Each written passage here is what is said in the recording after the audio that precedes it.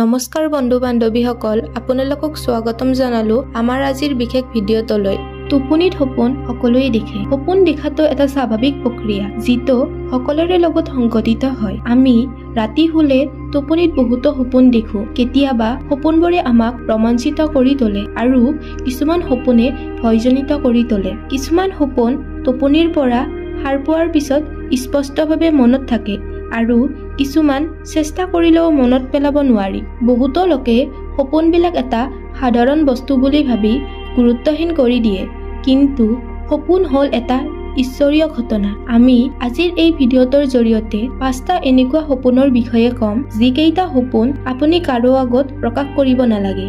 এই 5টা সপোনৰ কথা ঘৰৰ পৰিয়ালৰ আগতো ক'ব নালাগে। আজি আপোনালোকে এই ভিডিঅ'টোৰ জৰিয়তে গম পাব এনেকুৱা সপোন আনৰ আগত প্ৰকাশ কৰিলে তাৰ পৰিণাম কি হ'ব।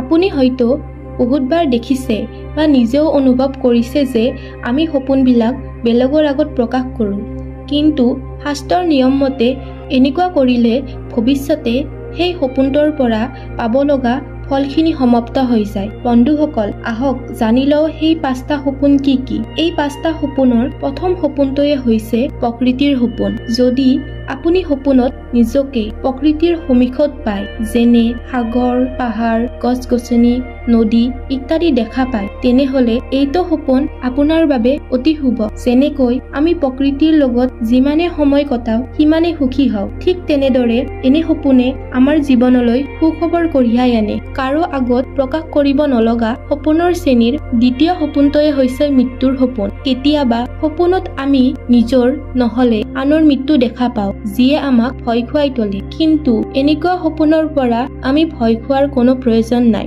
কাৰণ মৃত্যুৰ সপোনে আপোনাৰ জীৱনত চলি থকা যিকোনো সমস্যাৰ শেষ হোৱাৰ সংকেতক বুজায়। বন্ধুসকল, তৃতীয় সপোনটোৱে হৈছে সৰ্প দৰ্শন। পৃথিৱীৰ প্ৰায়ভাগ মানুহে সৰ্পক ভয় কৰে, কাৰণ সৰ্পৰ তাত মানৱ জীৱন সম্পূৰ্ণৰূপে সমাপ্তি কৰিব পৰা সক্ষমতা থাকে। কিন্তু সপোনত সৰ্প দেখিলে ভয় কৰাৰ কোনো প্ৰয়োজন নাই, কাৰণ সপোনত সৰ্প দেখিলে আপোনাৰ ব্যৱসায় বা দোকানত ধন লাভ হোৱাৰ সম্ভাৱনাক বুজায়।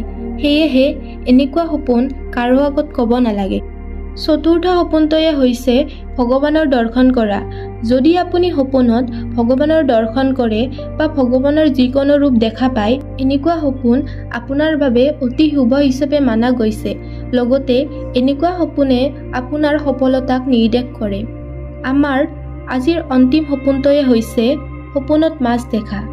বন্ধুসকল, আপোনালোকে যদি সপোনত যিকোনো প্ৰকাৰৰে মাছ পানীত সাঁতুৰি থকা নতুবা কোনোবাই মাছ ধৰা দেখা পায়, এনেকুৱা সপোন আপোনাৰ বাবে অতি শুভ। সপোনত মাছ দেখাৰ অৰ্থয়ে হ'ল হঠাৎ আকস্মিকভাৱে ধন লাভ কৰা। আমি কোৱা এই 5টা সপোন আপুনি দেখাৰ পিছত যদি আনৰ আগত প্ৰকাশ কৰে, এই সপোনৰ পৰা পাব লগা ফলৰ পৰা আপুনি বঞ্চিত হ'ব। আশা কৰোঁ ভিডিঅ'টো চাই ভাল পালে। যদি ভিডিঅ'টো চাই ভাল পালে ভিডিঅ'টো এটা লাইক আৰু চেনেলটো ছাবস্ক্ৰাইব কৰিব নাপাহৰিব। ধন্যবাদ।